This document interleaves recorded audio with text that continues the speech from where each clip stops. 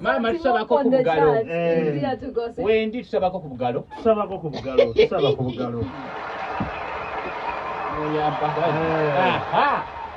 Tugenda kugenda ku comedy show akulokuna luno. Kulochinga album y'abantu. Wanadayo muyimbire Mbatandisi. Kubanga tugenda comedy store akulokuna luno. Mukuru Alex. Mwanji. Tata Jew. Atandike ku album ye luno babulita bamuleke. Duno Rivera Alex Mwanji. Yes. Yatandise okuyimba. Njagala abantu bamanyize ndumanya. So this song is sung by Alex Mwanji. Bamuyita batya? Bamuleke. Kwa kedi etana gwa tugaseko n'oluyimba. So Alex yegase ku Maulana and Rain abayimba ne oluyimba baluyita batya? Nyoko. Nyoko. Abadde. Nyoko. Ize nawe nyina banyazaala tonjogeza. Oluyimba lwa Maulana ne Rain baluyita batya? Nyoko. Okay. So batandise okuyimba. Comedy show alina gwe kyomanye genda kuyimba. Mukulu anonya kivu. Nafande kerekere agenda fulum yakayimba ali mu studio. Nendo yimba lutu ya bamuleke. Engeri gyali comedian soke. Tujja kuyitawo. Yeah. Nengeri gyali timuko. Waba tali serious soke. Waba ali serious. Mukwano. Ali mu chupa bw'abayaye. Eno somba de mai tujiri mufen. Ani mukwano. Good. Awaiza loko. Olimba lulutya? Olwani, oliwa. Awigabo byobwomu bye biddako. Mwanji namugamba nebwala bantandise okubalaga koyi naye kanyumbe. Tubaliriza oyo upcoming naye. Naye olimba kyekyo. Tolimba kyekyo. Video tugenda muteekamu. Oi. Na joko sponsor watujeke mesa. Ono manyina abayimbi be ba managing. Omuli Raja B2C Aina ne Raja uwena ye. Raja Latinum achali uwo oba wa mugo. Oh yago. Latinum mwali muri mukapakati. Elimba basi pounds. No. Ne gundi. Okuva lubaya ukana yadde. Dogomaji tali side. Dogomaji side ye yanamba muleta musaini. Dogomaji uwo. Dogomaji yani. Kagati abayimi botuchali. Owaye puli. Ekibozi kya pia. Omwana olwamala mukyawa ati 10 n'omusajja yali abasajja. Nze ntido bwangu bw'abasajja.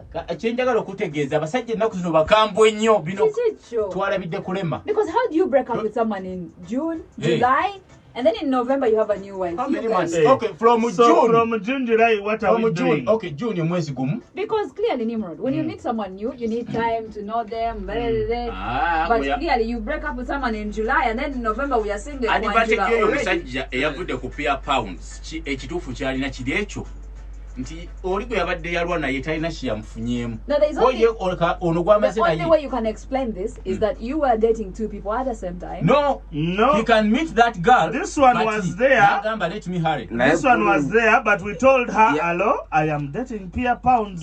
Don't bother me too much. Leave me alone. Nekirala omusajja mu muyambe emyaka 10 muli mwenna n'abaana yandali omusajja yagala family waki obatuzaala waki nodda muziki oli Pia Pounds yagambye music first so tumuleke amwami ye yagala mwana Pia nga tali people just don't know how to weigh things. Yes, some okay careers zaawukana abantu batamanyi nti nno okubeera Not everybody can be like Beyonce. You can have kids and then have a career that's going on so well. You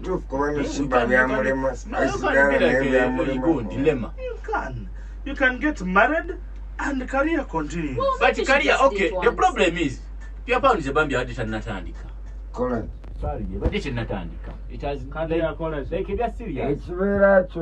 No, like you know what I'm talking about. Mtu bayimbi abali heavy, you don't count Pia Pounds. Oshegera abali atandika. Naye ali heavy musiga. Bwe yafunya kayimba kakibeera kyo. Musajja namugamba simanyi ate bwoyingira ati ate luto nagamba. No, she actually says she recorded Kibeera kyo after she had broken up with the guy. So wayayawukanye n'alyoka afuna hit. Yesterday song. Kati kyagamba nti guy even wayayawukanye n'alyoka afuna. The time now is 6 p.m. Time check. Share. Go well. Besupa musubaru katerina nade senga agikubye mu gundi mu gitwaling senga teyabise gwe kakati it is okay guy moving on wabanga alabanga munange love nigrulate we don't have tetwira takono na emirala myaka 10 olikoyo naye omuwala omusajja gwafunye I must say she is ingredient yes you see. Yeah. Wama Pia 1st December fe balavu niga ne balavu nigrolete tubeyo waliona. But do you guys think Pia was right to choose her career over a relationship? No. Because the other one is career is yeah, he's a photographer. Engeri Pia jali mwala mrungi zensuubira nti antusiza career ne guy oyo. Let me become a model. Shoot me. You know how to take good pics. Let me change the career because what do I know you talking yani chooses Pia namufula a supermodel because Pia is now looking she probably has the body and the height not supermodel no what no supermodel has no supermodel to my new just the model prime the supermodel okay namufula model na kolobulanga bwa Jessa Milky abado gamba mbuno supermodel mama nafoka mbasa anti basabira nga kyashayini baina wetu ogedde ku Jessa ng'abantu wa yogurt ko amataga mwayira abantu b'okukyalo n'emigaati go mwagajjawa okumala guli omukolo gwali bwe abasiraamu batu wa yogurt wa Jessa badde ate buli size pint obukebe butono n'ekikebe ekinene guli omukolo gwali bamulirako n'emigaati. Introduction sponsored by Jessa Milk. So me I think career yonna osoka noweyinga nomanya how many years do I have in this career era ngenda kuvaamu ki nino career omusajja gyabadde antuttemu osobola okuteeka onomanya nti kakati bwefuula mu modo fana ntukube nombeera nga bannabwiso nemukola mu business yemu yegwe musajja era yeri mukyala we ye mukyala kitegeera tewali kikuluma naye we nalaba nabwiso nti ati omukyala oyo yagenda nakubako kisirumu mu firimu naye yatya firimu yonna ng'omulaba ali mu kutya si mu kutya nti ki ng'omulaba alina yakoze omusango firimu okubeera n'omukyala omulala awo from that ebizimbe bya balamu bye batwala bitwalawo Sudan like yes ayina ebizimbe ayina ettaka lyafuna e Sudan ne balirizinga for 25 years azimbako ebizimbe and all that radio stations kuliko offices za MTN and all that so omukazi gwe yateekayo gwe yawa kulizeyo n'amugamba balamu wayiseewo kati emyaka yali 2011 n'amugamba okay webale kati sikwagala ko kuki kutaka OIB they say mbu omukyala ayagala abeere shareholder oshegera ono already investing ze sente nyingi ezimu tezinnadda naye ndowooza ekyo kintu kibaawo nnyo bannayuganda abakoleddeko Sudan bakimanyi nti bw'ogendayo abasajja basobola okwefuulira.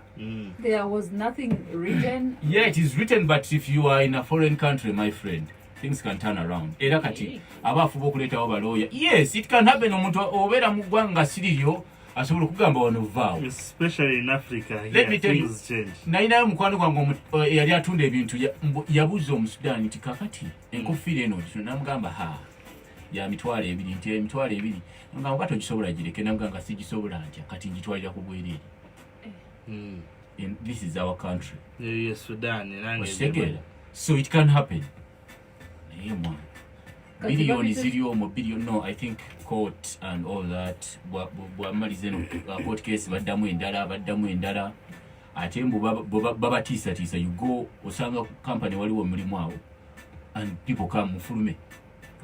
So bambi byo byaliko naye nze ngamba nti oluvannyuma lwa kibeera kyo pia erowooze fulireyo alabika yalabira ku Mina Izza okuva lwe yazaala yagaana okudda engulu ensonga yaki yadduseemu okuzaala eddinga engulu ki gye yali azi Mina Izza luli yali alabika buli wamu ennyimba nga zifuuse ennyimba enseko afuuse enseko naye katulimba kiro ate n'ekirala litojo funayo akadde oyogireko n'abantu nga tebategeera obanyubiza ebyo ebiboozi stupid kubanga kati omwana yali atandika butandisi kale okitegera kati tutandika okuyingizamu emboozi mbu ate simanya biki nono nti yatandika butandisi waliwo temugata Mina Izza na kibeera kyo mu mboozi emu. Kati Pia is single now. I don't think so. By the way, gundi yandibanga yamuweereza message nti ebyogenda mu si byagala Kenzo bijja kunnemesa okuyita ku show. Kenzo Best radio